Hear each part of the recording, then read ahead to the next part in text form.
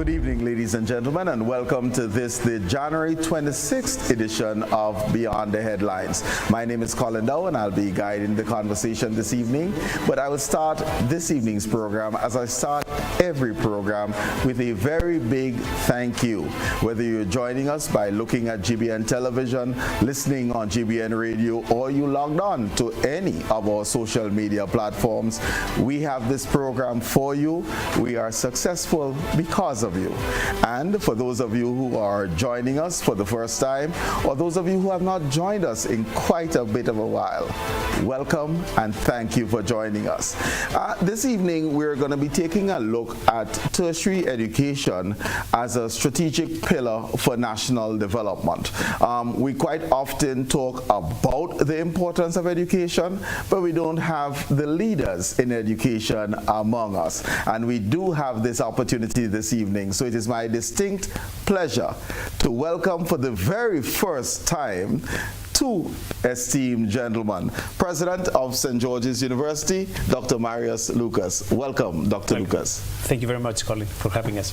And alongside him, we have Mr. Andrew Abraham, who is the principal of the T.A. Marisho Community College.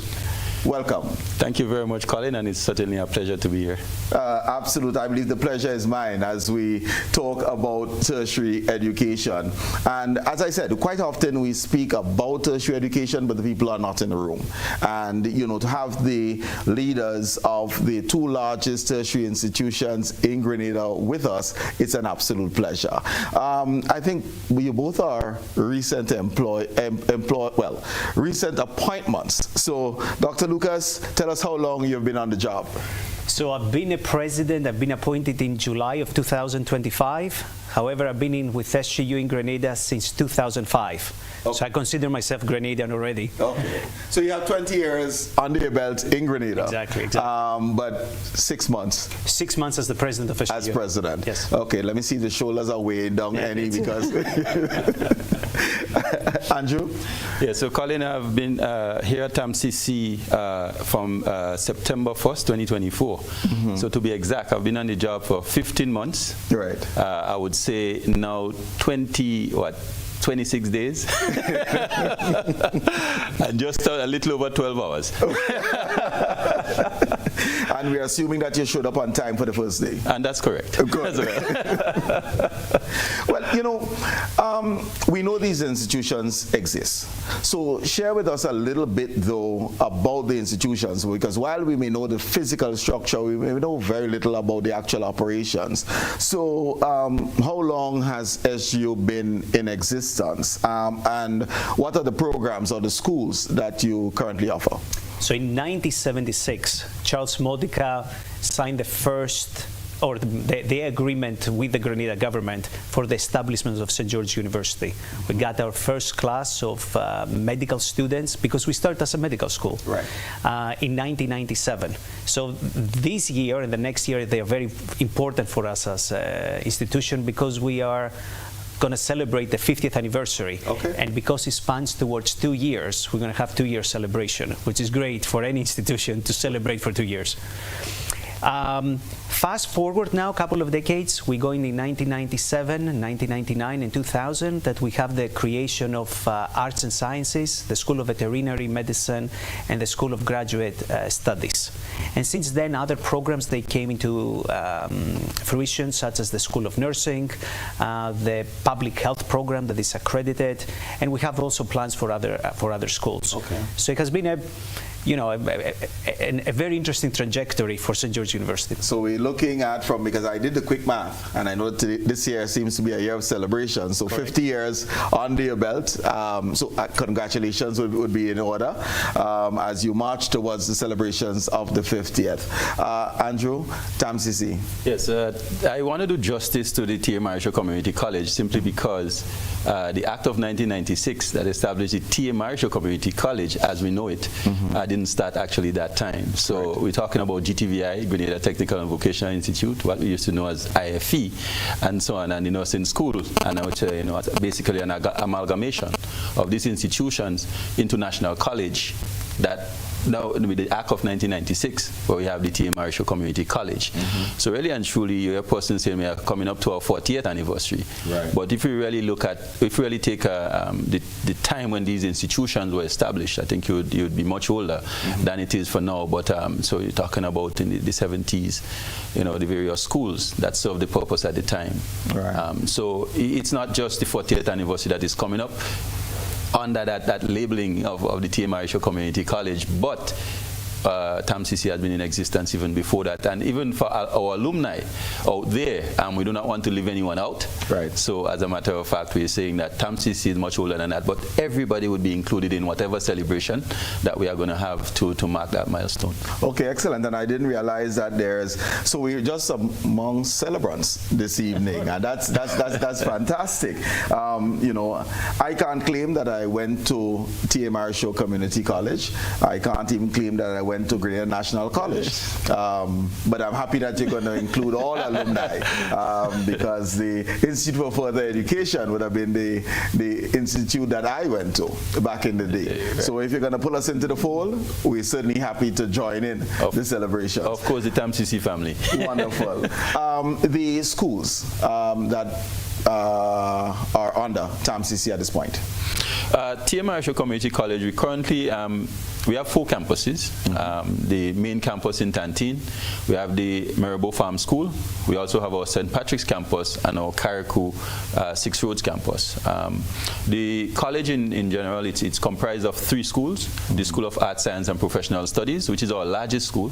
You also have the School of Applied Technology, and then our School of Continuing Education. Okay. So TAMCC comprises of 3 schools that provide training in the academic area, in the vocational area, as well as providing professional studies and also part-time studies in our continuing education school. You mentioned the largest school, SASPS, School of Arts, Science and Professional Studies. What is the student population overall at TAMCC at this point? Our full-time enrollment is just above 2,000. Okay. And it has been that way for the last 3-4 years consistently. Okay. So we are really happy that we are seeing an upward trajectory in our student enrollment, and we are excited about what the future holds in terms of creating more opportunities for our students to access our programs at TAMCC. So currently on our largest school, I think it's approximately 300 students ahead of the other schools, but we have seen an increase in enrollment, for example, in the School of Arts, Applied Technology. Right. So which is a positive sign for us, because knowing how important TVET is to Grenada and of course our national development. Okay. So circa 2,000, but I noticed the emphasis on full-time enrollment. Yes. So what is the part-time enrollment like? Yes, so the part-time enrollment, again, the numbers vary anywhere between 350 to 500, because from time to time we take in large groups of students to train at, for various reasons. You have students who come in for anywhere between 3 to 6 months, and they may be doing a CVQ type training in partnership with probably one of the ministries. Then you also have other entities that we partner with to provide training. Data security is something big. We've trained quite a number of persons throughout Grenada over the last year and a half in data security, and we've had really sizable cohorts of persons. So when we take into consideration our part-time enrollment in our programs, when you look at TAMCC in terms of our student count, we could say safely that we are bordering 3,000 students. Okay. And I'm saying this, and probably when we get the actual numbers, if I had it on hand, I'll give it to you, but I can tell you based on discussions we've had around the programs that we offer on a part-time basis is anywhere between 350 and close to 500 students. Okay, that's excellent. SGU? Overall, we're roughly 8,500 students. The majority, obviously, is School of Medicine. And we have also other campuses. We have a campus in United Kingdom in England, which is again for School of Medicine, plus 85 affiliated hospital sites for School of Medicine. So it's a fairly large operation. Okay, so about 8,500, but as good Grenadians, we look at the economics of it. So how many do we have here in Grenada? Because we see lots of students, about. So about how many do we have here? So we are roughly 5,000 in Grenada, which is the combination of School of Medicine, Veterinary Medicine, and Arts and Sciences. Right. So if you add to that the faculty and the staff, that's a small town. The whole campus. Well, it's a small town in the U.S., but in Grenada, I think that's a big town, right? Because you tell me 5,000 students and employees would number what? So employees, we have 850 staff roughly, and another 550 faculty. So about 1,300 added to the 5,000. So you put in 6,300. 6,500, 6,300. With the vendors and everybody. Yeah, it's a busy place. Okay, well, absolutely. Certainly a concentrated piece of real estate in Grenada, isn't it? All right. The makeup, because you mentioned at the top that the SGO was created by an act of the Grenadian Parliament back in 1976. And you also mentioned Charles Modica, who a lot of Grenadians are familiar with by name. Is he still the owner? Who owns the university? Yeah, is it Grenadian? Tell us. So yeah, Chancellor Modica is still a prominent figure. It's one of the owners. The St. George's University belongs in a larger type of company that holds another university also in the United States, Rocky Vista University, and the company is called Medforth. And the owners is a private equity or multiple, if you want, smaller entities that they own the university. Okay. But Chancellor Modica is still one of the owners, still very, very prominent, and we're very, very lucky to have him. Excellent. TAMCC, what is the ownership, leadership arrangement with TAMCC? The TAMCC is a semi-autonomous institution. Of course, we come under the Ministry of Education. The College Council, or the board of the college, reports to the Minister of Education. So it's a government entity. Right. Statutory body, if you want to call it that. So we are quasi-government. Okay. All right. So that's our owner. Pretty much the citizens of Grenada, Carriacou, PT Martinique. Wonderful. And just out of curiosity, because this time I think we need to clear, is there St. George's University in the U.S.? St. George's University in the U.S.? In America, or does it only exist here in Grenada? There is one in Grenada, which is us, and there is another one in England. Okay, that's not related? That's not related. Okay, same name, different? Same name, different entities. Okay. And we are the real deal here. We're the Grenada real deal. So what I'm getting at is that St. George's University, legally and otherwise, is a Grenadian institution. Absolutely, it's a Grenadian institution. Okay. Well, I think sometimes we outsourcing certain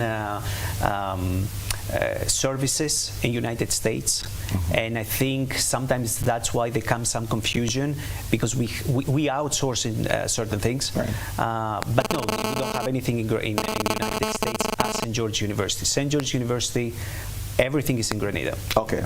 So it's like if I call a company and somebody answers me in Mexico, it doesn't make the company Mexican. No, exactly. Okay, I got it.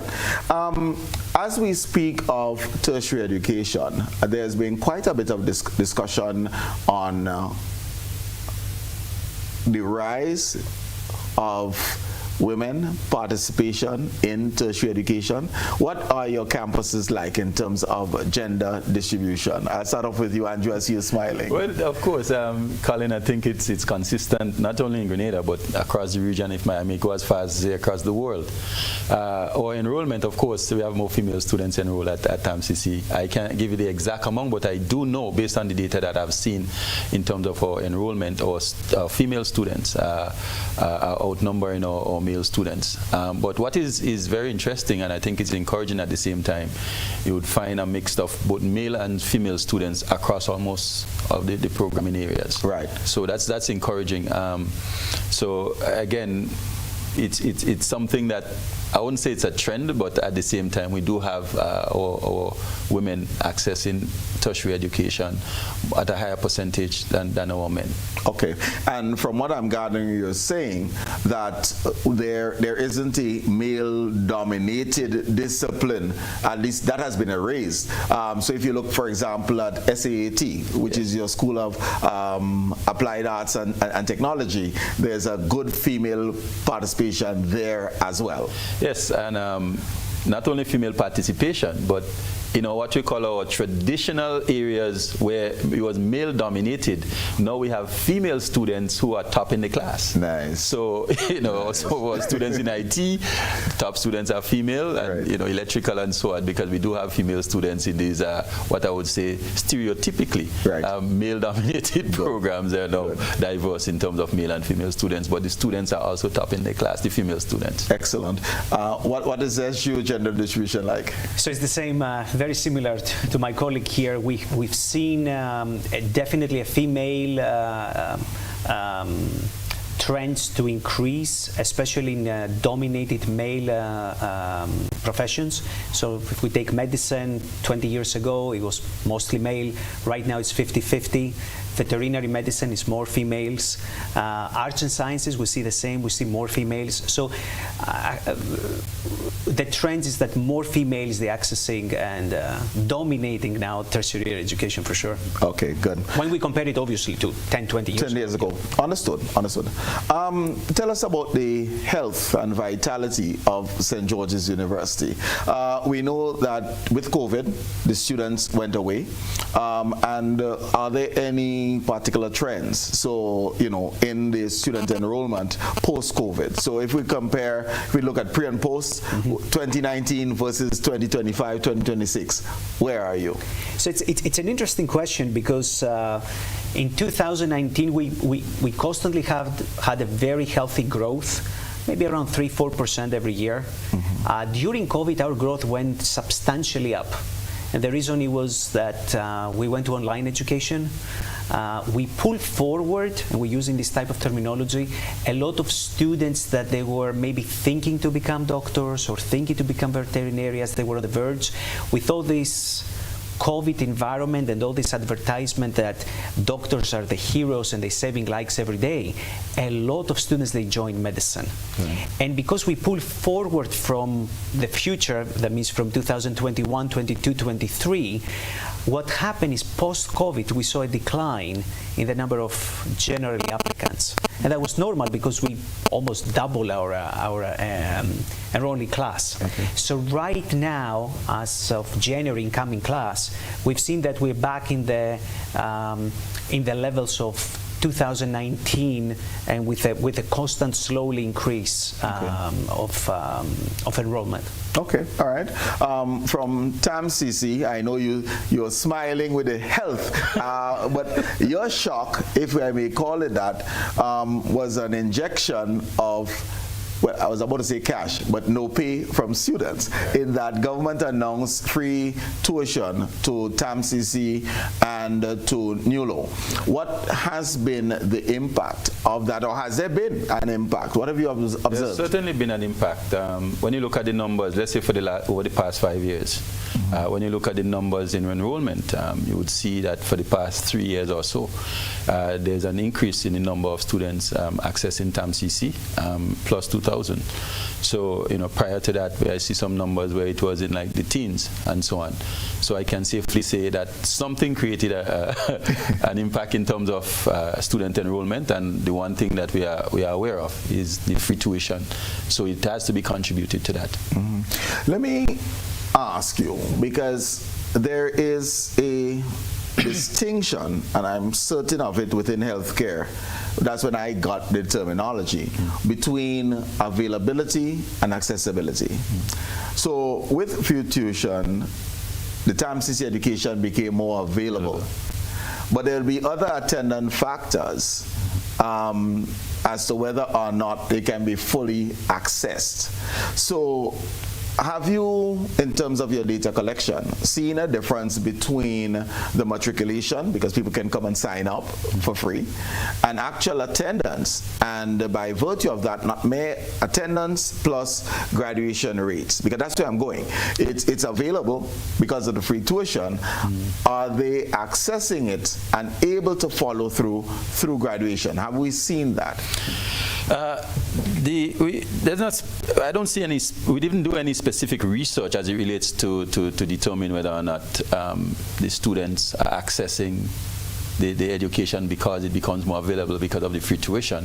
What I can say though is our dropout rate that we measure, it's much lower than previous data. So it is saying to us that they are accessing the education and they are staying. So our retention rate is looking good. We are constantly working on that. Of course, we have to beef up our student services and support system for our students, but at the same time, the data is not showing that they're accessing and then dropping out, because, I can go to TAMCC for free, and then I get there, and then, it's free, so I'll just treat it any way I choose to. So I'm encouraged that the students are accessing the education that they're getting for free to the government of Grenada, and they are actually staying. So our dropout rate is much lower than previous years as well. So a lower attrition rate, that's certainly fantastic news. What's about the other attendance support? And I don't know if you may not have this off the top of your head, but I know the Office of Student Services provides quite a bit of support for students. In the olden days, when there was tuition, was to assist needy students, for example, in paying for tuition. They have assisted with paying for external examinations. They have assisted with transportation.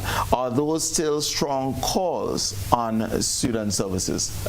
I would say that students, from time to time, they reported challenges in terms of accessing programs. In terms of the amount, I wouldn't say that the percentage is a great amount of students that's saying, listen, I cannot either afford to pay bus or other needs that would require finance.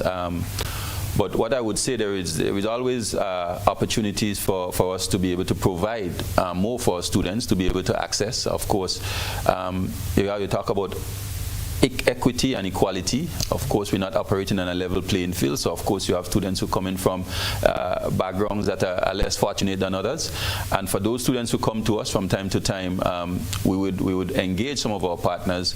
One such partner that I know that assists our students is Huggins. They have a scholarship for students at the college that would apply and get assistance. What I can say is that we need to partner with much more entities to provide that kind of support for our students and for us at the college as well, to start doing more data collection as it relates to students who are in need and what kind of needs the students have, because in some cases they may not always be financial. There are other support that students come to us. So we are constantly looking at ways in which we can support our students, and given the fact that the government of Grenada has come forward and paid the fees for students, I'm sure that didn't just erase all of the challenges, but we are aware and we are looking to see how we could continue to provide support for all of our students. So that's what TAMCC is about in terms of helping build that human capacity that is so needed in our child and state. Well, I hope everyone was listening to you, because if they were contributing in supporting the services at TAMCC, they have gotten a free ad. Because I heard an ad being slipped in here for one company. So, they probably would have been, their name would have been called on national television. So, viewers and listeners, Corporate Grenada, there you have it. You could have been called. So, time to step up. I think that's what I was hearing right there. And speaking of stepping up, do you have, Marius, an indication as to what's SGU's contribution to Grenada's GDP is? I mean, we probably figure it's the most dense piece of real estate. We have established that 6,500 individuals at any given time during the course of the day. But what's the contribution to Grenada's GDP? Yes, the numbers we get from the government is around 24-25% of the GDP. Now it fluctuates based on the number of students we get, the parents, the different type of activities we do as they relate to tourism, as they relate to what the students they spend here and so on. But it's roughly, I would say, 1/4 of Grenada GDP. Okay, and that's no small number. That's definitely not small. You both newly appointed, so I want you to reflect and share your tenure being a lot shorter. But what are some of the significant wins you would say that SU has gotten in the last 5 years? So we can look at your 7 months, but let's go a little beyond that. If we were to look at post-COVID or during COVID and then up to now, last 5 years, what would you say are some of the significant wins that as an institution and certainly as Grenada we ought to take pride in? With St. George University, we're the #1 provider of physicians in the United States. We have an active force or alumni force, if you want, of 25,000 alumni. So that's and that's medical alumni. That's medical alumni, right. only. Once we put the vets, the arts and sciences, everybody we have, the number goes far out. But we're very, very proud of that fact that we're contributing to the United States this number of physicians. The second thing, despite the contribution of the GDP in Grenada, it's what we're offering in Grenada tertiary education in general. I think we educating, and we have plans to educate even more students. But in the last, if you want, 5 years, the number of students that they have entered the United States as residents, that has been now solidified and is the #1 year after year. Right, okay. Now with COVID, definitely we became more resilient. I think our culture as an institution changed. We start doing things differently. We pay more attention to things that maybe in the past we didn't pay so much attention. Definitely our culture is very student-centric. It was always student-centric, but now it's even more. But it's also staff-centric, it's also faculty-centric. So I think COVID taught us a lot of interesting lessons. So definitely that was a very, very big win. Okay, all right. Andrew, as you reflect, whether it's on the last 15 months or a little bit more. Yeah, I would reflect a lot on that. And one of the things I want to highlight is the fact that TAMCC received just over 93% pass in the CAPE exam for 2025 academic year, which is a major accomplishment for us in terms of our students able to sit external exams and pass successfully. Right. We also have students who are not on the academic side, but extracurricular activities, where we had students who participated in regional competition. For example, the William Island debate. We had a debating team who won that competition. Of course, the moot court competition in Antigua as well. We have Dara Salfali, who have done excellent, one of the top students in terms of speakers in there. And I wanted to shout out to Dara as well, because I know she did well and would really appreciate being recognized for that. So we've had our students competing within the region, which tells us that the capacity of our students at TAMCC can compete regionally, and I may go as far as to say compete internationally, because I know wherever you put TAMCC in terms of our student output, I know we would shine. So at the same time, it's some of the things that we are very proud of. We continue to strengthen the institution in terms of our upgrade of our facilities, our science labs, our computer labs, so at least our students could be exposed to modern technology. We have had 20 smart classrooms within the last year installed at TAMCC. Grateful, of course. I know it's not a commercial, but of course a local entity stepped in, NTRC, and it's really good so that our educators have the technology at their fingertips and be able to deliver training to our students within that environment. Again, to give us that competitiveness in terms of going out into the world of work, or if you are matriculating into colleges and university where they are in an environment that is similar to what they are going to go into, whether they're going to go over to SGU as well, and similar type tertiary institution. I would say that we continue to partner with other institutions to create additional opportunities for our students, faculty engagement as well, research, and for our students just matriculated into colleges and universities with credits. Right. And that's one of the pluses that STAMCC is very proud of. We have students who go to Western Illinois University, to St. George's University, to Midwestern State University, and they get credits in upwards of, in some cases, 60 credits transfer. You're talking about a year and a half or so knocked off your first degree. So there are several things that we are very proud of, and we count them as wins, but we continue to look for opportunities for our students. And again, for those persons who are out there and thinking about tertiary education, think TAMCC, because we believe that's a good start. It gives you the foundation that you would need to go out there and to succeed and to achieve in whatever area that you so choose or desire. If I ask you about wins, I must ask about challenges. Yes. But allow me to start off with the national challenge, and then you'll go into institutional. July 1st, 2024, we were hit by Hurricane Beryl. That, of course, decimated the northern part of the island, but Carriacou and Petit Martinique yes. significantly impacted. Your Six Roads campus was effectively destroyed. Yes. Are we back yet at Six Roads? What are the plans for Six Roads? Yes, so our operations in Carriacou is back up and running. We actually have a property right in the Six Road area, right opposite to the campus, that we actually house in our faculty and students in a small amount, not at the rate, the enrollment rate that pre-Beryl. Mm-hmm. And our adult and continuing education program actually started even before we rented that space to house our faculty and staff students in Carriacou. And we continue to put the necessary services back in place in Carriacou so that we can have our full offerings in Carriacou. But more importantly, I want to highlight that the Carriacou campus is earmarked to become a much more developed facility to offer training, in marine studies. We have ambitions to have a marine institute in Carriacou. And again, I'm saying this, in partnership with Government of Grenada, Ministry of Education, Prime Minister's Office, is something that is in the works as we speak. So for our students, prospective students in Carriacou, and I go as far as to say the Grenadines, look out for TAMCC in Carriacou in a big way, and capitalizing on the opportunities that presents itself on the sister island or neighboring islands, may I say so. Well,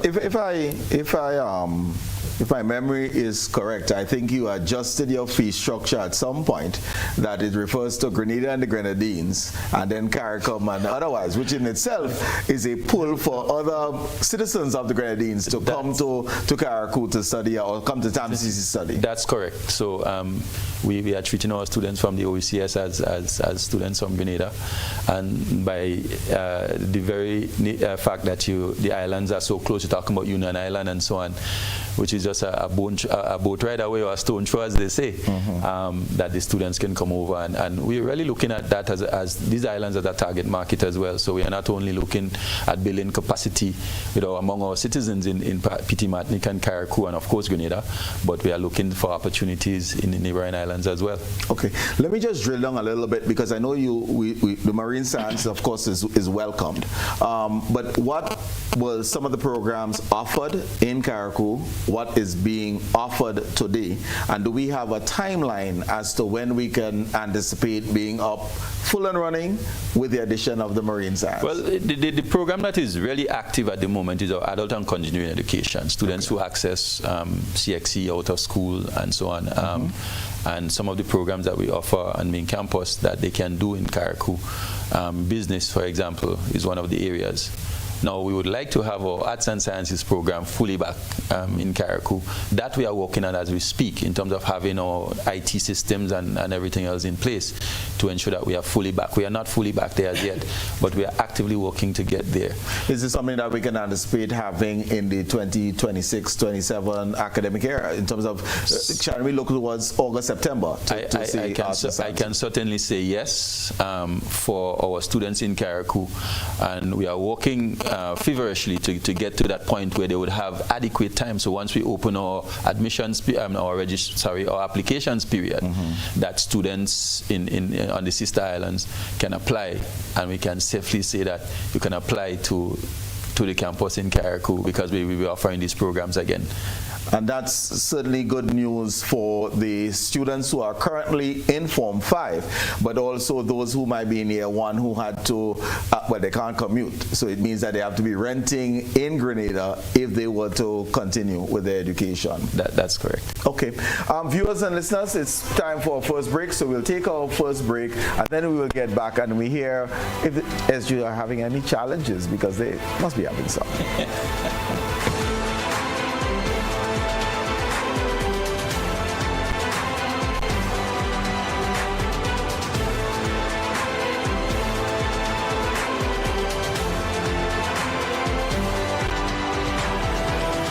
Mobility, a common theme woven into the very fabric of human history. From ancient wanderers to modern explorers, our instinct to move, to seek something greater, and to grow has always driven us forward. Imagine a journey into pathways of boundless opportunities and endless possibilities. A collective future where the vibrant rhythms of the Caribbean, rich culture, and welcoming community create unforgettable experiences. Beyond citizenship by investment, we believe in our collective investment of time, resources, and energy that fosters innovation, creates jobs, and enriches lives, driving the growth of an entire nation. The Investment Migration Agency Grenada boasts over a decade of exceptional service and remains committed to guiding you toward global mobility and economic freedom through investment. Your journey becomes our shared story of progress and prosperity. This is an invitation to be part of something greater, something enduring. Begin your journey at imagrenada.gd. IMA Grenada. Unlock the possibilities.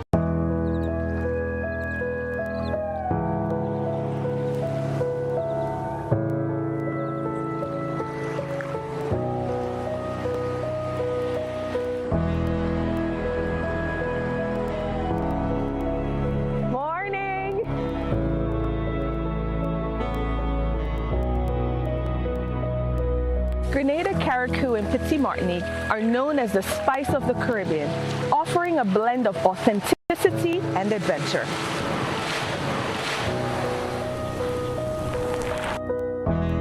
Our unique selling points include pristine beaches, lush rainforests, rich cultural heritage, and vibrant festivals.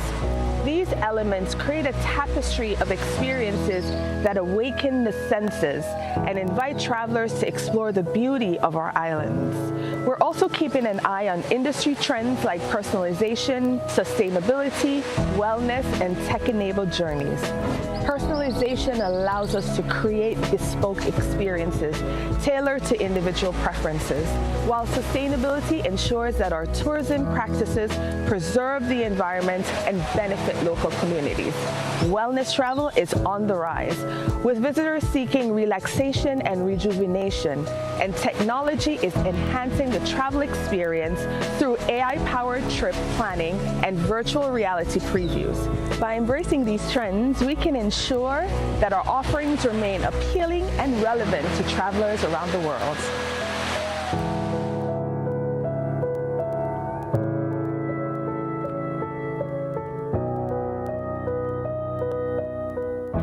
Go paperless with e-billing. Get your Grenlec bills straight to your email inbox faster and more convenient with myaccount.grenlec.com. Sign in to myaccount.grenlec.com, where you'll be directed to the home screen. Under additional options and paperless billing, hit sign up. Enter the email where you'd like to receive your bills. Check the accounts you want, then click sign me up. It's that easy. Your bills now come straight to your email inbox. Switch to e-billing and put the power in your hands. The Grenville Cooperative Credit Union introduces its new digital platform, managing your finances at any time from anywhere. As a part-time student, balancing work and studies can be a real challenge. But with GCCU's digital app, these worries are no more. My parents can now remotely transfer funds to my account and I can check my balance at any time, giving me the freedom to achieve my goals. My days can be long and tedious. With this app, I can ensure my loan loan is paid on time, transfer funds to someone else's account, and check my balances. I don't have to rush to do business during my lunch hour or after work anymore. With this app, I can request checks to pay my suppliers, letters for my business transactions. I don't have to leave my farm to go stand in line. The Grenville Credit Union digital platform. It's convenient and secure banking right at your fingertips. Download the app today from the Play Store or App Store or call 442-8602, 459-4325 or 416-8467 for further information. Follow Short Pre for your car stereos and music. Looking to upgrade your ride or replace that Japanese car radio? Prestige Audio is having a big car stereo sale for all vehicles. Toyota, Suzuki, Honda, Nissan, Jeep, and more. We've got you covered. Enjoy free installation at our Lucas Street branch with clean, professional, plug-and-play installs you can trust. Need powerful sound for your church, home, party, or DJ setup? Visit our XL Plaza, Grand Anne's location for PA systems, speakers, mixers, microphones, and car audio built to perform. 2 locations, one name you can trust. Visit Prestige Audio today, where sound meets excellence.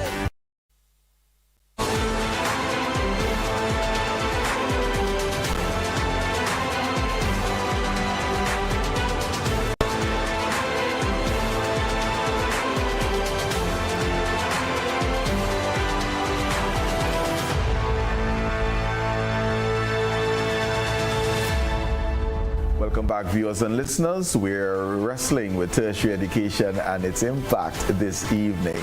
When we left off, we heard some of the challenges faced by Principal Abraham at TAMCC, and hence we go over to President Lucas. And as you look at your tenure and look at SU now, what are some of the challenges experienced recently that you have had to wrestle with and I'm hoping overcame?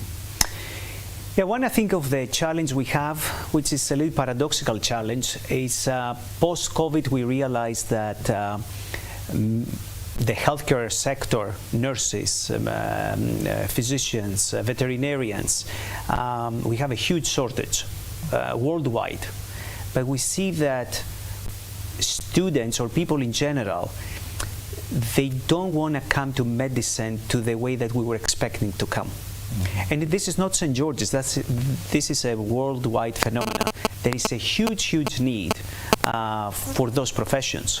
The best part, AI will not really affect a nurse or a medicine, it will not take their job. Third one, we live in Grenada. We say on another day in paradise, and I truly believe that it's a great place to educate people. Great people, great environment, great facilities. I think it's the best combination.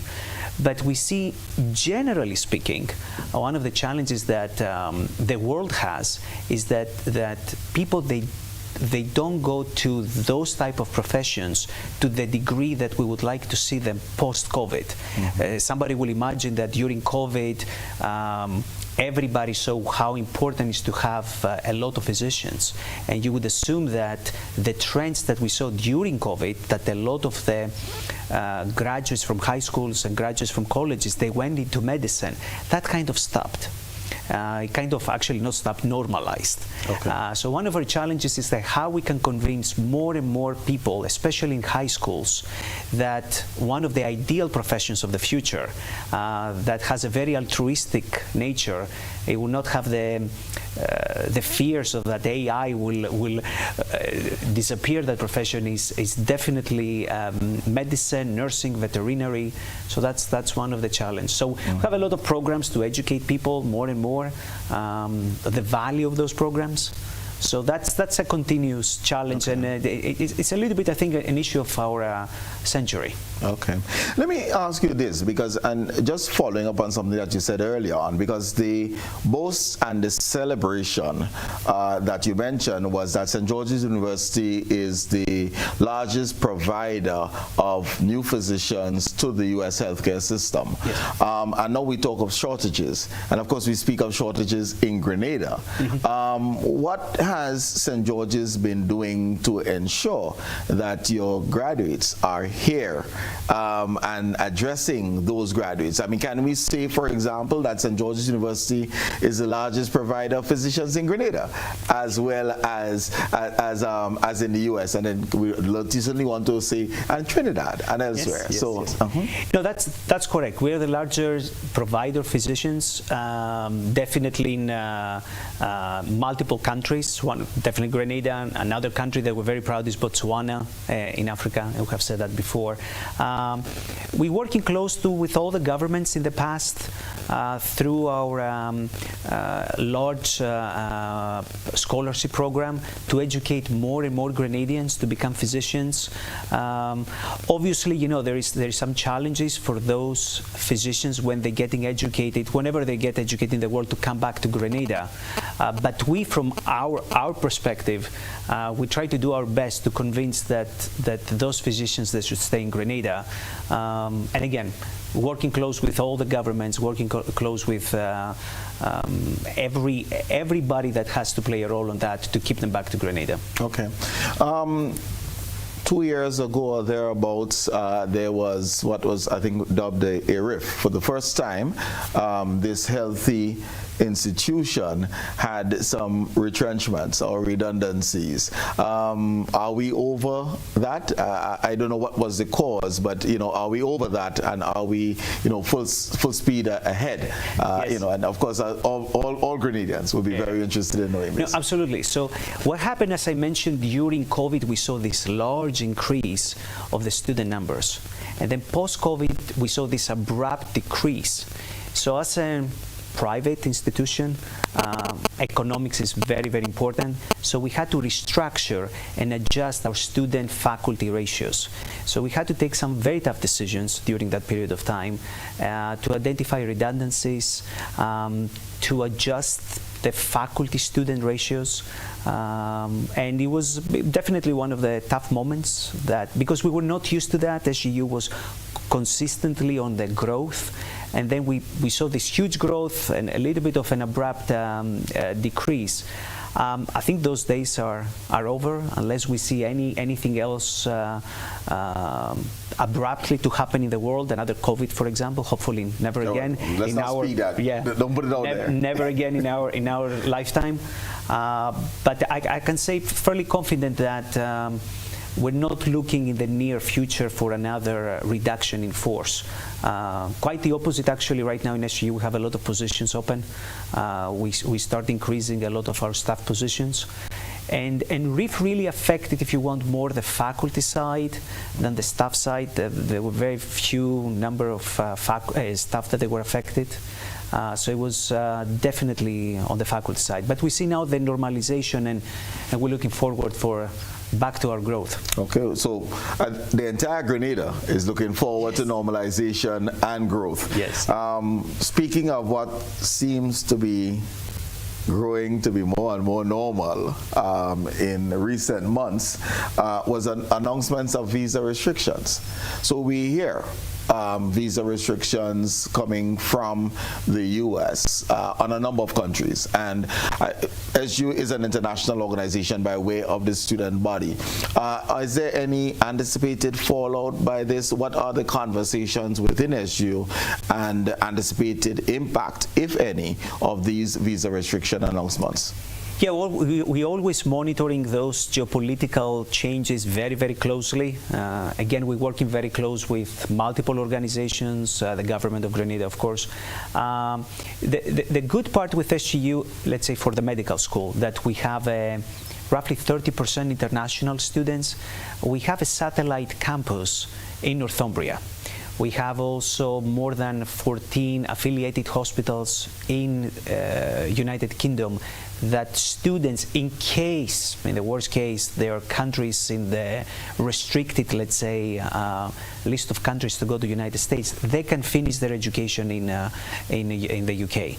So SGU has contingency plans.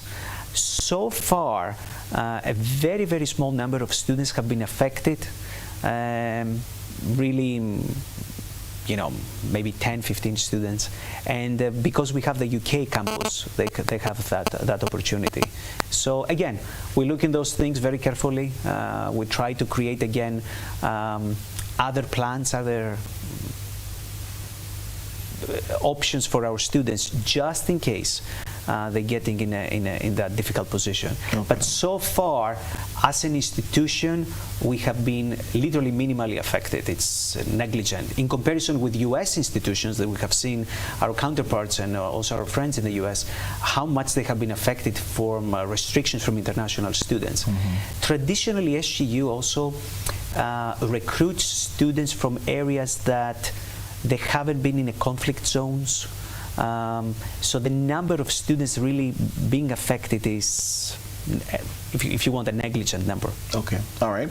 The other thing that has made the rounds, and you've been living here, so you're Grenadian. Yes. So one of the things that we've heard in recent weeks was the downgrade travel advisory coming out of the U.S. So we were at level 1 and enjoyed level 1. So to much shock and consternation of Grenadians, we're up to level 2. Do you anticipate this impacting students' choice or prospective students' choices on choosing St. George's University, choosing Grenada as a result of this change in advisory? Yeah, we haven't heard from our recruitment team or from our admissions team that students they were discussing or they were questioning Grenada. And I think Grenada has been traditionally, for decades, one of the safest places in the Caribbean. I can attest that, being somebody that I didn't grow up in Grenada, but I'm living here for 21 years. My children, they went to school here. It's one of the safest places. I wouldn't change it. That's why we live here. But I think that type of culture, that type of idea that Grenada is a safe place exists outside there. So despite the level 1 became level 2, I don't think people believed it so much, especially outside there. You see a lot of comments from tourists that they say it's a very safe place. People, they're very hospitable. They want to help you. They want you to have a good time. Our alumni, they're the best, I think, ambassadors to attest that Grenada is a safe place. So as an SGU, we haven't seen any negative results on that in our faculty, staff, students, prospective students, because I think what we live in Grenada is reality. It's a very safe space. Okay, and related, because I think that would have impacted the U.S. students coming. Mm-hmm. When we look at some of the things that are making the news stateside, the activities of ICE, for example, any indication from your international student body that, wait a second, the majority of the students, the majority of hospitals are in the U.S. and these are the activities going on in the U.S. Have you heard any feedback that there might be hesitation in choosing SGU? Yeah, no. Again, we haven't heard that. I think our students and our hospitals, they're in places that I would say it's a little bit outside of conflict or a potential conflict. So no, we haven't really heard that. Now again, everything is very recent. I think the changes here, they are with the speed of light. So sometimes I think people, they don't have even the time to comprehend exactly what's happening. But with all honesty, students, they're very focused on passing their exams and learning the materials. So sometimes fortunately or unfortunately, certain things that happens in the surrounding world is kind of secondary, right. Especially if you have an exam coming up that it will dictate your future. The stakes are very high for them for those exams. But again, generally speaking, no, we haven't heard any hesitation. We haven't heard any negative outcomes or negative thoughts. And we're very open in SGU. We try to discuss everything in the open, but so far, no, we haven't heard. Okay, excellent. Just getting back to challenges before I switch gears here. So, Andrew, TAMC was in the news a couple of weeks ago with some industrial challenges, unrest, disagreements. I don't know how we would want to frame it. Have things settled down? Has that been resolved? And is it full speed ahead for staff and faculty? Yes, Colin, yes. We've had a little industrial unrest. Of course, TAMCC workers are represented by 2 unions. Grenada Union of Teachers represents the faculty, and the Public Workers Union represents the admin staff. And we've settled, we actually have a historic signing of the first collective bargaining agreement at the institution with the Grenada Union of Teachers. And as reported, that out of that settlement, the 5% payment were made on December 19th to all our workers. And we also are committed to fulfilling the other conditions in that CBA to our faculty. Let me just explain, because I'm hearing the historic first collective bargaining agreement. How was work done before? How could the union have been representing? Explain what has changed. December 2025 to prior. What has changed in terms of, you're talking about historic and first? What I can speak to is the staff at TAMCC. They were basically, the negotiations took place along the public work with the public service. So the workers, based on what negotiations took place, that's my understanding of it, took place prior to this collective bargaining agreement, is that the Grenada Union of Teachers would negotiate for teachers in the schools, and the teachers at TAMCC would benefit as a result of that negotiations. So I think the government of Grenada made it clear that TAMCC needs to have its separate agreement with the unions. And coming on board on September 1st, 2024, that's what I walked into.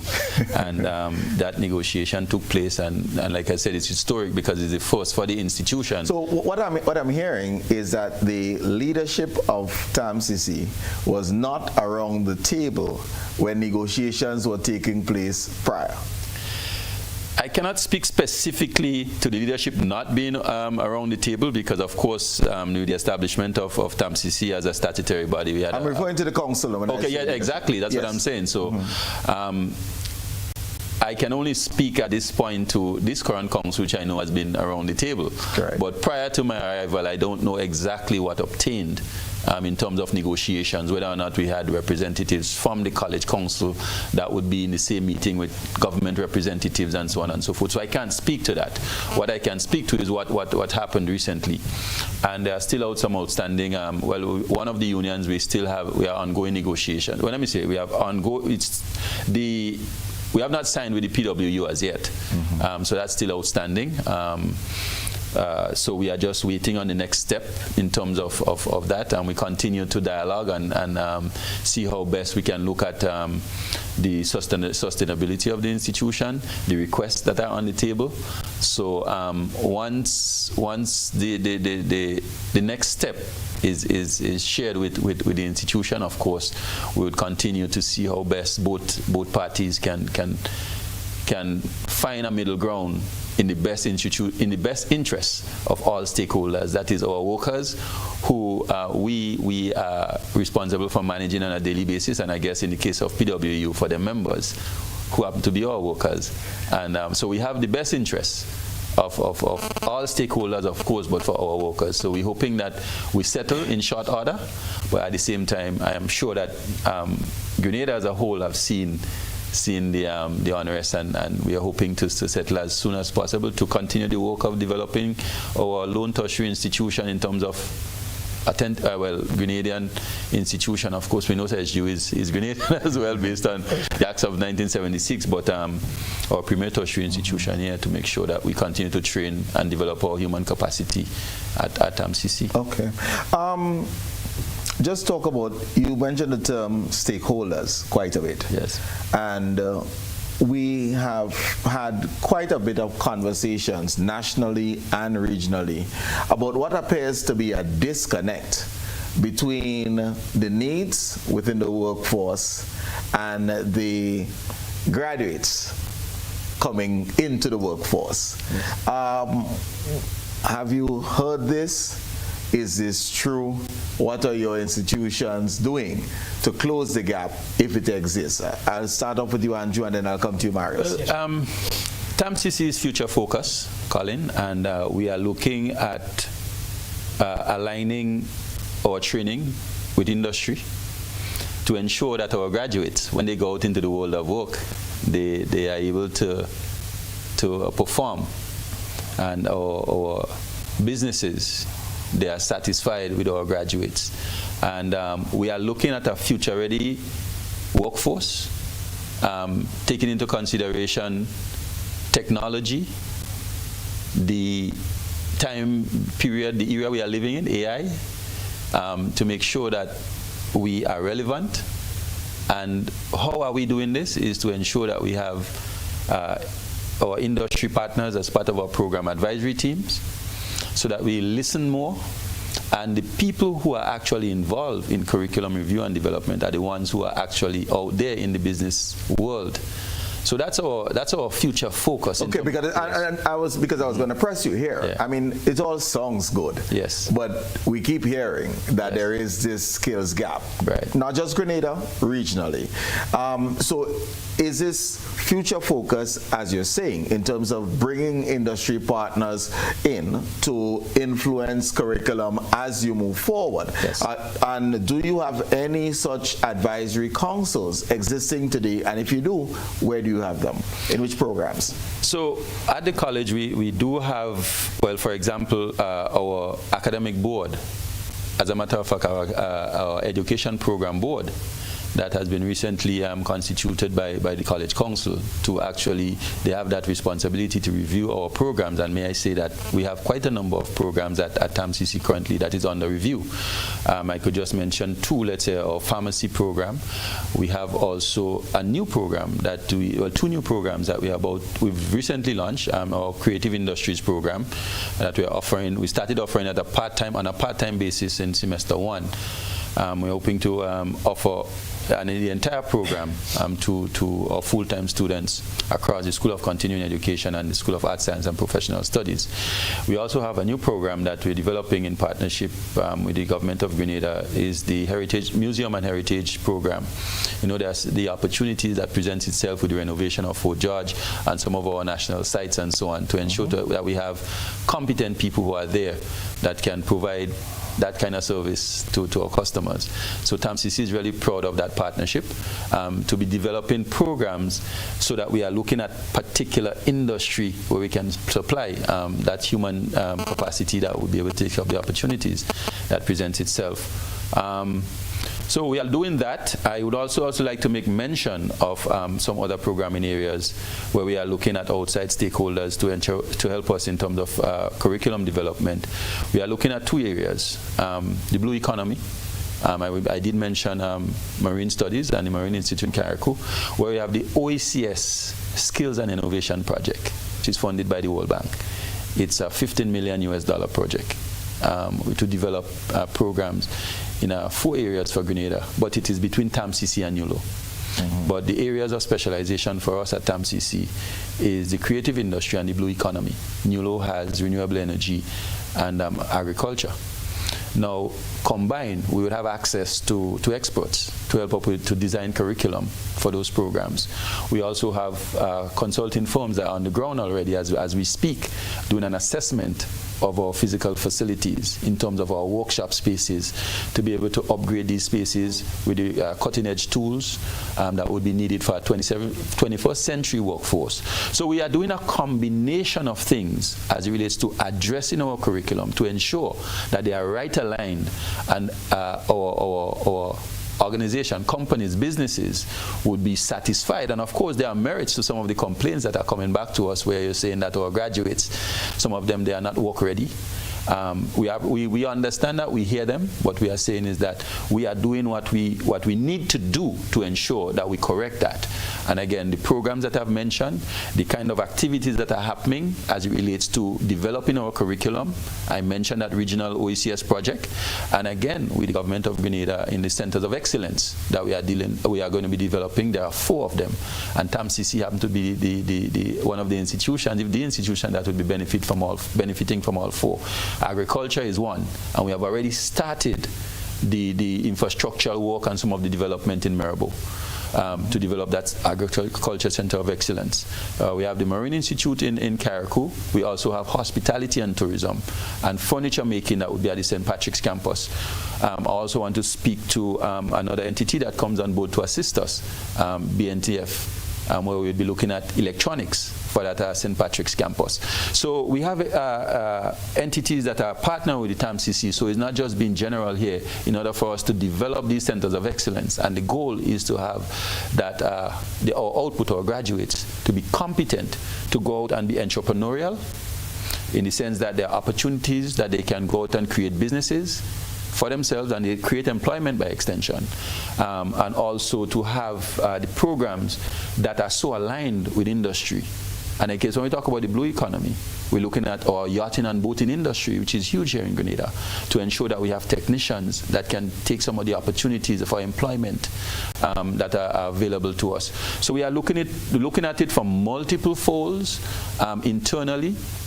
And as I said, our program advisory board activated, and they are looking at some of our programs. Pharmacy is one of the first ones, helping with the development of the creative industries program as well, the museum and heritage one. But some of our traditional programs as well would be under review. And again, as you would appreciate and probably have the knowledge inside of the number of programs that needs to be aligned. But we've started the work, and I'm encouraged that we are heading in the right direction. And Grenada as a whole, and may I say by extension, the OECS would benefit from the output, because we are really looking to improve what we are doing in terms of our training. That's why we are looking at all different areas. Our physical facilities upgrade, including our workshops and so on, our program review to make sure that they are up to what I would say international standards. Again, and TAMCC's ambition of accreditation is on the front burner. So we're gonna get to that. It's time for our final break. So let's take the break, and then we come back to chat about accreditation and other steps, and certainly hear what SU's moves are to ensure that their graduates are aligned with the needs nationally. We'll be right back.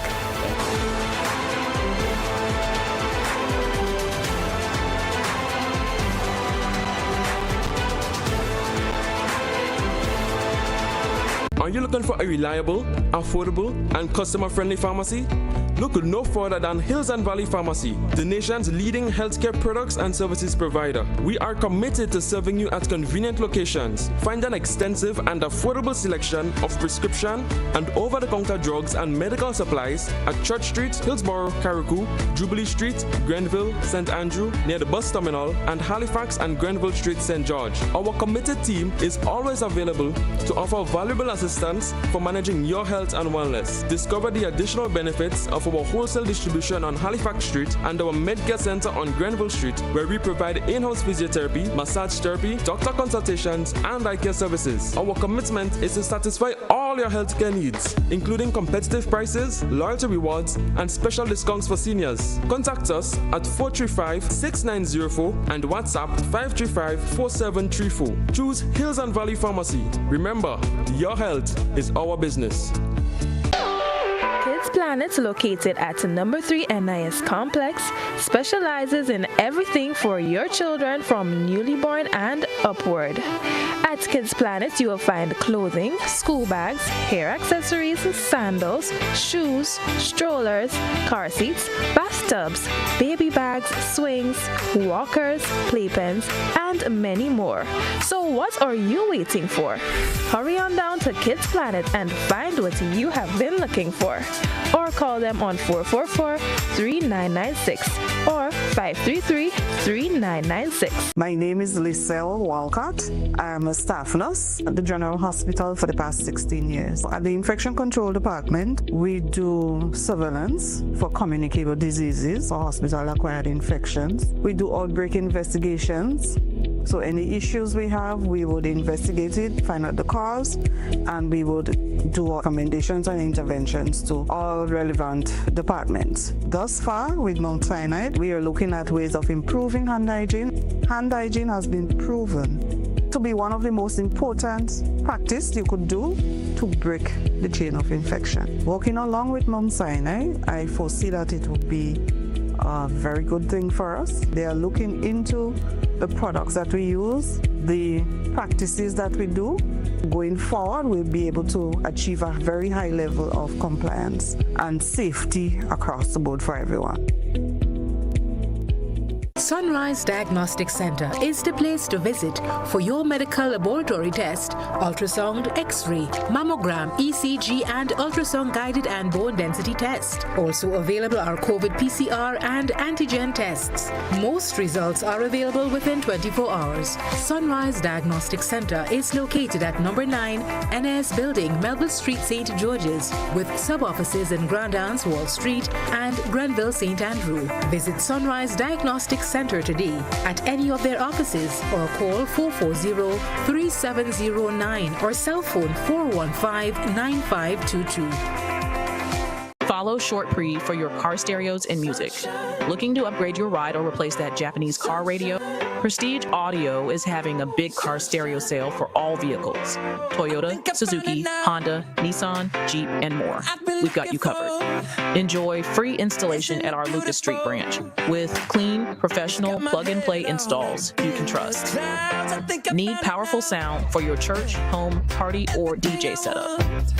Visit our XL Plaza, Grand Anse location for PA systems, speakers, mixers, microphones, and car audio built to perform.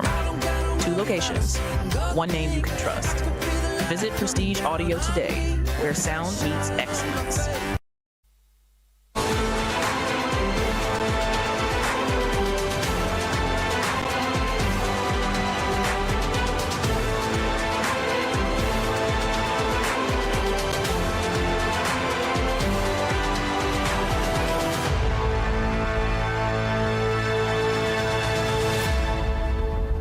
Welcome back, viewers and listeners. We're talking about tertiary education as a strategic pillar in national development. And Marios, if you can take the baton from Andrew and chat a little bit about SU's work in ensuring that graduates are aligned to the workforce so that they can contribute earlier, hopefully immediately upon graduation. Yeah, it's a very good question, and I'm going to echo my colleagues here comments. Typically, institutions at least 10, 15 years or maybe 20 years ago, they wouldn't reach out to the community and find out what is the gaps in their skill sets, what the companies, what the private sector needs.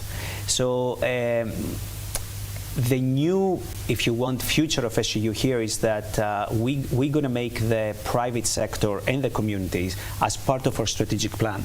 February next month is the month that we're going to discuss and hopefully finalize our strategic plan. So we have the first set with our faculty, students, and staff, and the second part, it will be all the private sector, including also the government, including OECS, CARFA, and so on. And we want to listen to them what they think is their needs and how we can address those needs. Obviously, we have our own ideas, but we need to bridge that gap in a far more sophisticated way and address those skill sets, new skill sets, which is not necessarily new degrees, because that's one part, but it's also micro-credentialing, certificate programs, even reaching out to the community and create, how can I use ChatGPT in my everyday life? It could be a certificate course that it can help everybody. So I think there is the technology and the knowledge, it moves so fast that I remember when I went to medical school in 1994, the idea was that I'm going to finish medical school and that's it. Same that, you know, you're 22 years old, 21, you're finishing, you know, your bachelor's degree, you don't need any more new knowledge. Well, right now studies, they show that at least in certain professions, every 2.5 years, people, they need to acquire new skills. So I think we as an SGU, we're going to really address that gap, not only for Grenada, but also for the region. We're in discussions with OECS, with multiple stakeholders. And one of the big initiatives we're going to do, and we're very proud to announce it sometime officially, either in 26 or early 27, is the development of software engineering and computer sciences school. That will be a brand new school that really we're going to teach students in the bachelor's level and definitely the master's level how to create apps, new apps for multiple different usages. I can give you an interesting example. SGU and in greater extent Grenada, we have an extensive network of buses. So when you're waiting a bus, you don't know when this bus will come, or you don't know if the bus already left. So I think creating an app that it can track when your bus is coming and what time is coming, or where is the bus right now, it will make the life of everybody so much easier.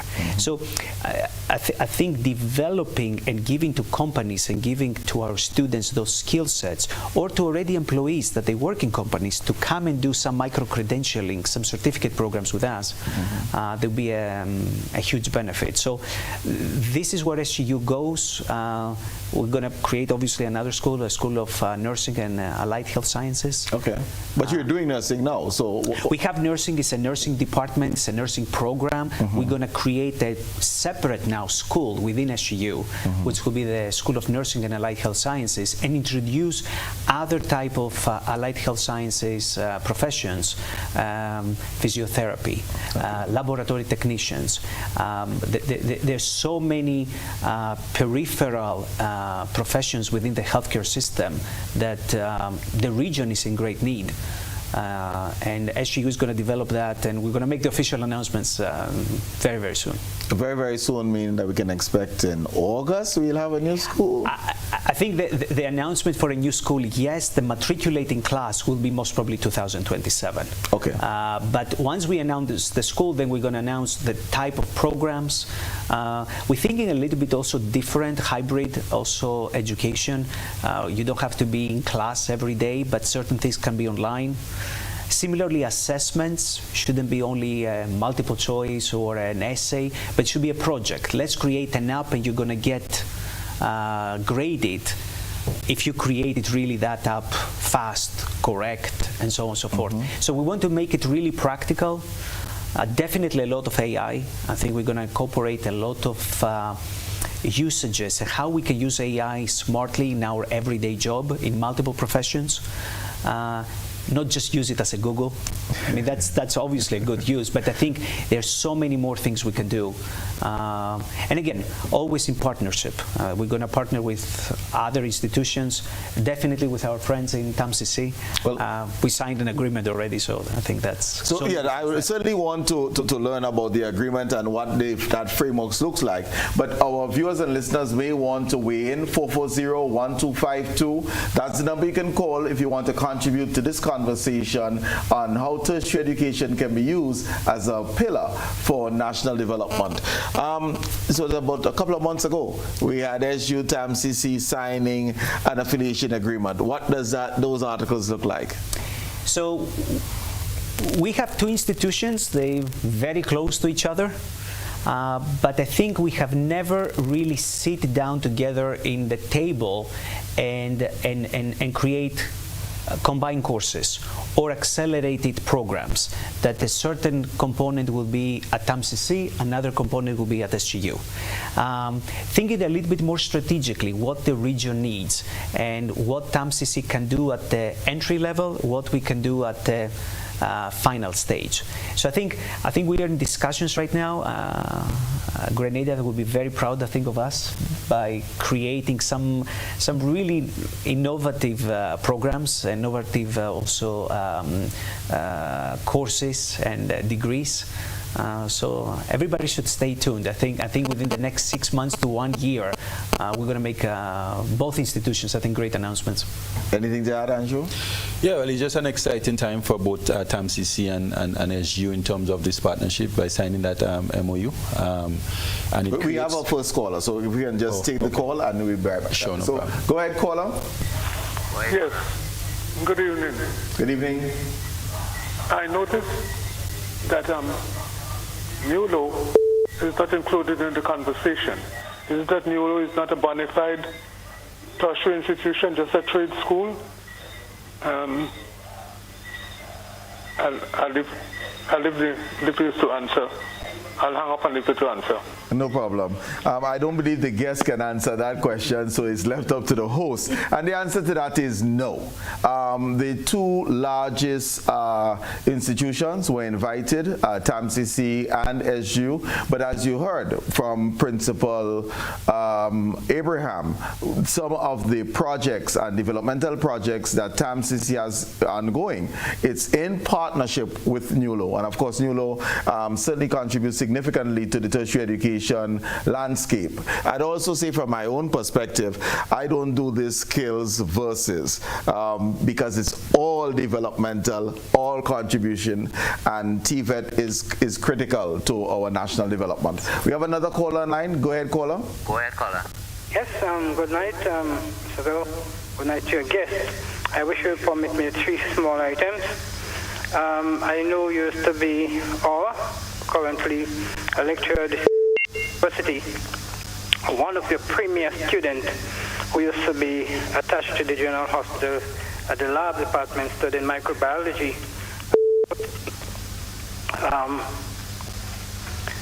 had to drop out because of serious domestic problems. Have a desire of returning 1 more year to go to do her final exam. Would like to return complete. What is the prospect of that student returning to complete that exam? 1. 2, we have a serious eye problem in Grenada, glaucoma, optic nerve problem, and cataract. Cataract is a simple one, but the optic nerve and the glaucoma. There's a prospect of having someone seriously study the eye to the extent where we can cure the glaucoma and the problem with a view to repairing it. And 3, as it relates to science and technology, is it possible that we can have young people study in the electronic field, so where we can make antennas, radio antennas, television antennas, circuit board, printed circuit boards, as well as creating a first satellite in Grenada? Could we press those technology through science? Okay, thank you very much, caller. I believe for the first question, and the caller did say they believe I'm associated with St. George's University, so for full disclosure, yes, caller, I am an employee of St. George's University, and yes, caller, I am a former chair of the governing council of TAMCC. So I have affiliations with both institutions. I would lay that on the table.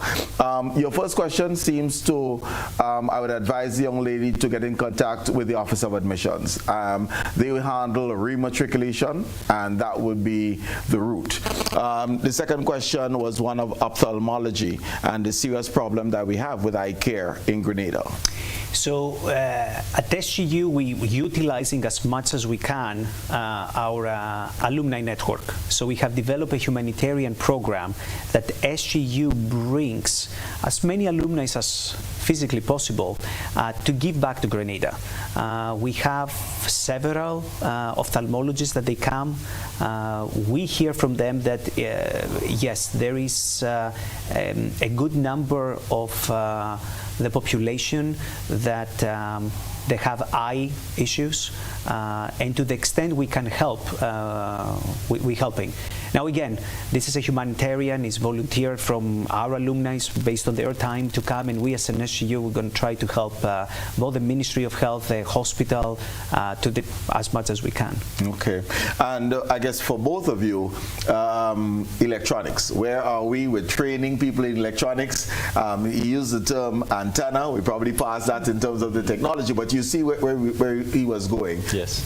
Applied research is something that I can tell you that TAMCC is very focused on. And when I speak about future ready for workforce, we are talking about applied research that would give our students the opportunity to go in and really play with the electronics and come up with solutions, or even the innovation as it relates to what exists and further improvements to what is out there. I can bring a very quick example to see the synergy between SGU and TAMCC, which is, for example, building an app in an already existing drone that has an antenna together, so we can get the drone, we can build the app, put the drone up, and start detecting where sargassum it's around Grenada to the speed that is coming, and we can have preventive measures.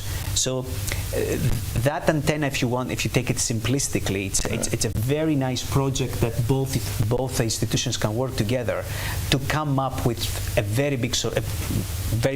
A solution to a smelly problem. To a smelly problem, yes. And just to complement that, we're speaking about that Center of Excellence for Electronics in St. Patrick's. Right. So you're talking about two institutions coming together, pulling their resources together, and our students who are accessing programming at TAMCC are benefiting, and then we can find solutions to problems that we have in our community. Excellent. I believe we have another caller online. Good evening, caller. Welcome.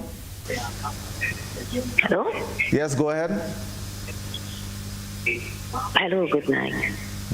All. I would like to find out if SGU have any program or considering a program that will look at computer science to have the children stay within Grenada than migrating to have to look at computer science as one of the options.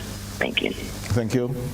Yes, of course. This is what we said. By developing this software engineering and computer sciences school, we will be able to provide a lot of opportunities for Grenadians to get that computer sciences level to the next level, to start now creating and using and leveraging a lot of the technology that already exists to create some meaningful applications, some meaningful solutions.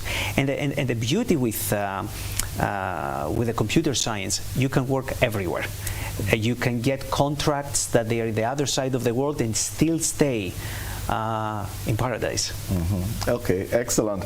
I would need you just to share a little bit in terms of, have you been either institution be in conversations with government asking for specific programs or being given a priority listing from government? These are the areas of national needs. Can you help us resolve those? Has that type of approach and a conversation with government taken place?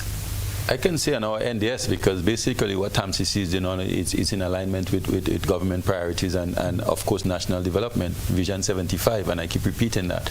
And when we speak to the blue economy in terms of the opportunities that presents itself, hence the reason why we have these the OECS Skills and Innovation Project, and the sector that we chose is to be able to build that capacity there, physical and also human capacity. Okay. So we're able to take full advantage of the opportunities that presents itself. Okay.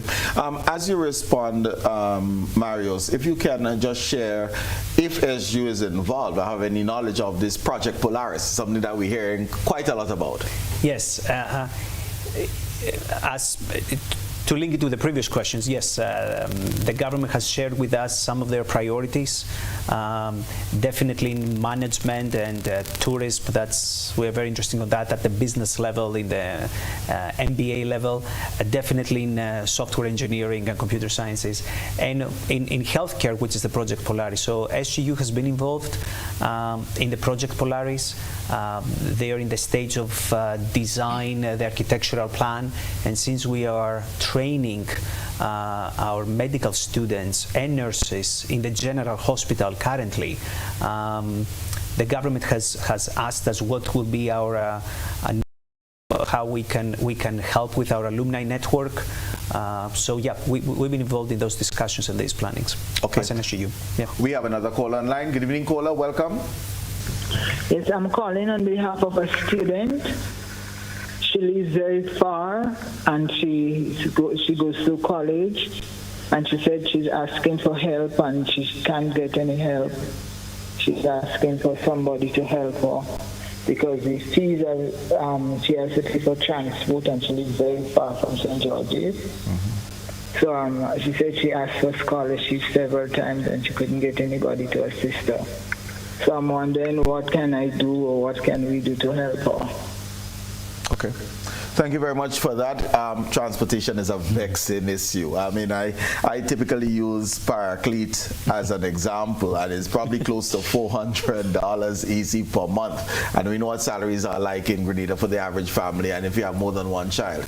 But you have one of your constituents, Andrew, is a child of the college with some transportation challenges. How would you advise this caller and others who are challenged with transportation? Well, what I can say at this point, Colin, is for students who are having challenges. We have our student services department. They can of course share their challenges with the student services department, and what we can do as an institution is to look at how we can assist students who are having challenges and trying to access the campus in Tantin, for example, if that person is coming from St. Patrick's.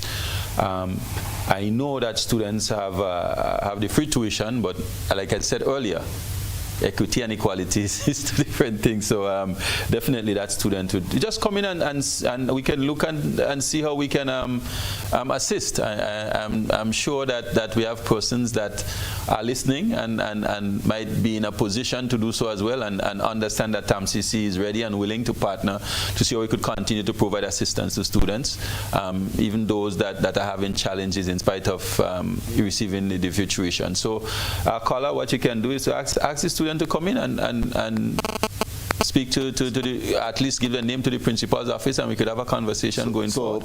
Name to the principal's office and or approach the director of student services who will typically take lead. Yes. Because my understanding that a lot of corporate Grenada, in the support of TAMCC and TAMCC's work, channels their money through student services, correct? That's correct. Okay, all right.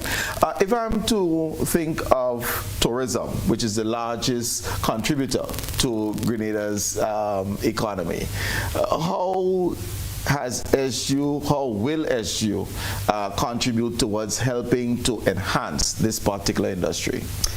Yeah, it's one of our priorities, actually one of our strategic priorities, to enhance what we currently have in Grenada. That means Grenadians that are already working in the tourism sector, how we can create micro-credentialing, more certificate programs to bring them to the next level, and also to create specific programs for hotel management, how to run a hotel, either a small one or when you're in a big corporation. We're in discussion with multiple hotels to create specific programs for their needs, especially in the Grenada region and in the region in general. So yeah, again, you will see in the next 6 months to 1 year a lot of development in that area in SGU, because I think we have the talent in Grenada, we have the will, so I think we should take advantage of that and create more and more Grenadians that they have the skill set to not only remain in Grenada, but also not to have to import people from outside constantly, or have a brain drain, have Grenadians living because they're better opportunities. I think the tourism sector in Grenada has a huge future here, and SGU I think should play a very big role to educate the students. Okay, I keep hearing this 50th anniversary is like 50 new things going to be taking place from what we're hearing from President Lucas. Do we have another call online? Yes, go ahead, caller. Hi, good night. Yes, this question is about our boys and young men, and I guess I'd like to direct it to TAMCC.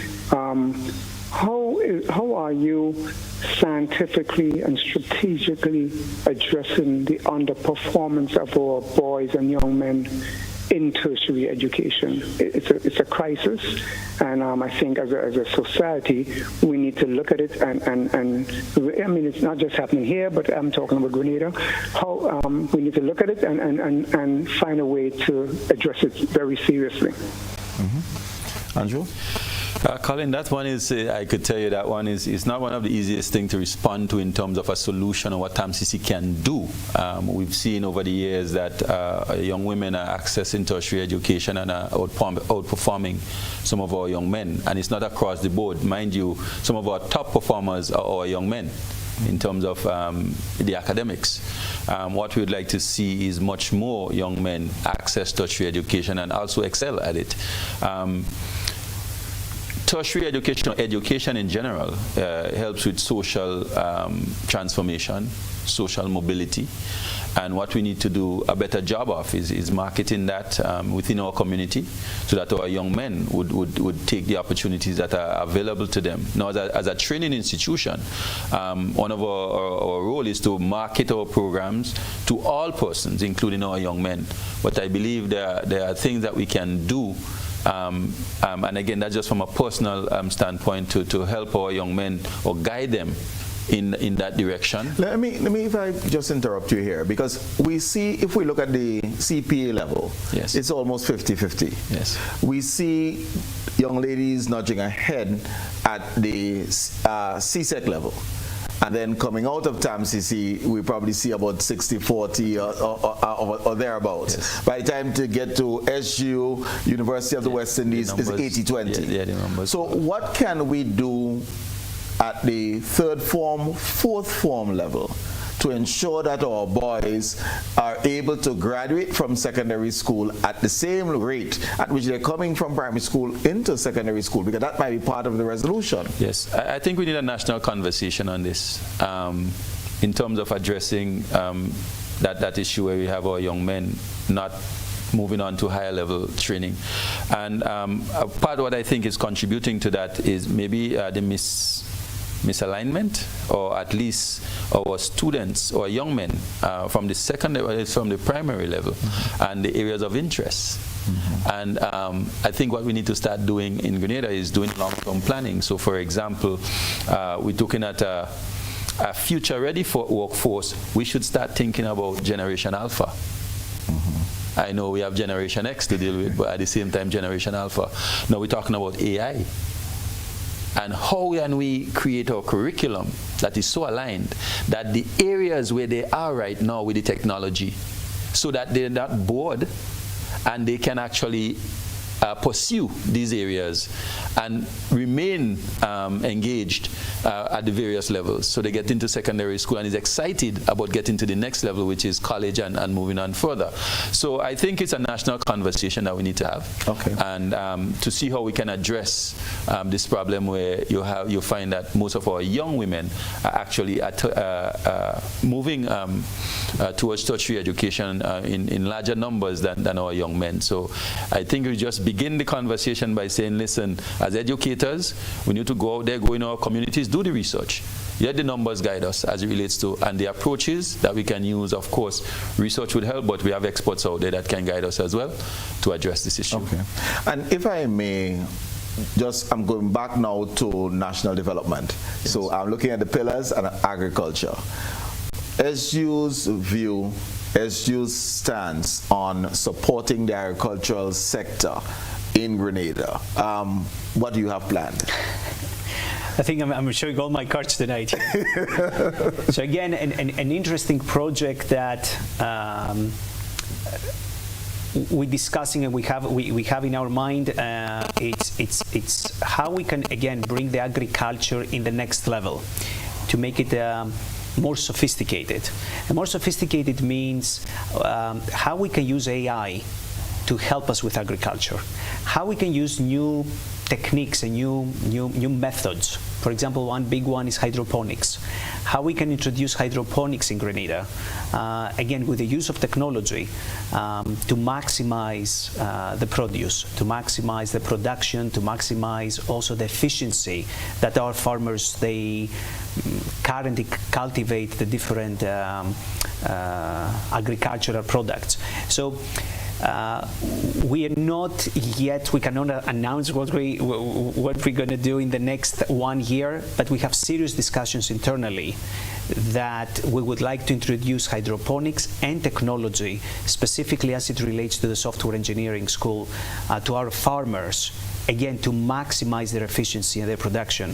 And sometimes it's not only the efficiency and production, it's the quality that and quantities that they can provide to the grocery stores, to the hotels. That's the quality, the quantity, and the consistency. Absolutely. I think are the consistency. It's something extremely important, and that obviously will create more jobs. It's going to create more people to go to agriculture. I think agriculture, and I will give an example: Holland. It's a fascinating country what it does in agriculture. It has one of the highest numbers of production per square footage, because they're using so much hydroponics. They're using so many interesting techniques even with their soil. It's such an advanced level that they have consistency, quality, and of course creates more funds for the farmers. The farmers in Holland, they are far richer than farmers in any other in any other country. So I think that's something we currently discussing. Hopefully in the 2027 we will be able to say what is our plans on that. Okay. Agriculture and TAMCC. Yes, so TAMCC have started in terms of reviving our Maribor Farm School, to where we would also diversify our program offerings there.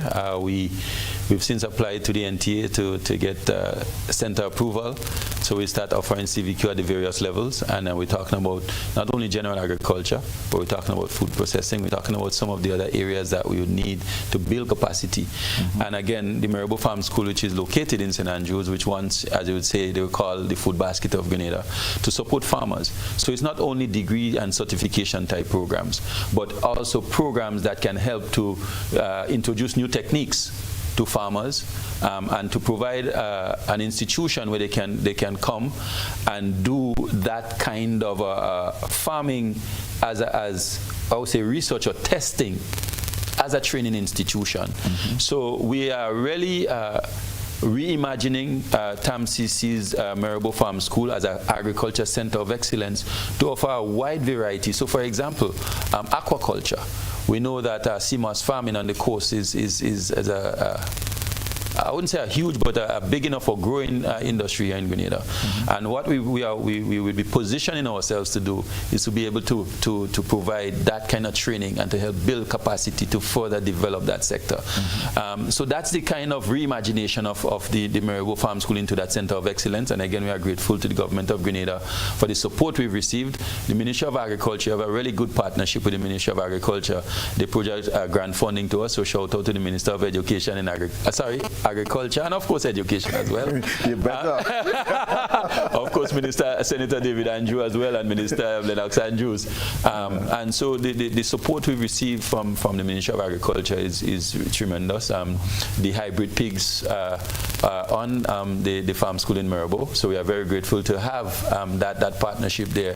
So at least the meat stock or the livestock on the island, TAMCC is just happy to be part of that, to be part of that breeding program, so at least that pig stock in Grenada could be improved, and meat production as well. So that's an entrepreneurial type opportunities for our trainees as well, where they could come and learn the techniques, learn how to care for these animals and go out there and practice it themselves. So we are moving in a direction where Grenada, we are saying to you that TAMCC is positioning itself, and just listen for us in the not too distant future, when agriculture would take its rightful place on the national stage again to provide training and build that capacity that we so need for our national development. And again, we're speaking about national development and how education can be that driver in national development, and be it workforce development, innovation, and also social mobility. Thank you very much. Marius, I'll allow you to make some closing comments, and you can speak about the issue. You can make us forward to the 50th and probably make more announcements. Your closing comments. I think we made enough announcements here, a lot of promises. It's a very exciting world for us. Exciting because, again, the use of AI, we're in a great place like Grenada that nobody can take it away from us. I think one of the biggest selling part of the success of the school and why students they're coming is because we are located in Grenada, and SGU is very proud of that.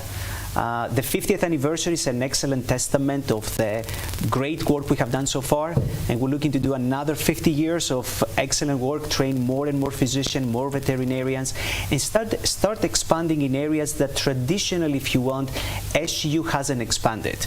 I mean, we were typically very well known, and still we're very well known on medicine, veterinary medicine, but we do extremely good with public health. Soon we're going to announce the development of a new WHO collaborative center that it will be unique for the region. So we have a lot of things in the pipeline. Again, a lot of international expansion. We try to bring students from all over the world. So we have some countries that we specifically targeting right now. And again, all these people, all those students coming to Grenada, they're becoming the best ambassadors for Grenada.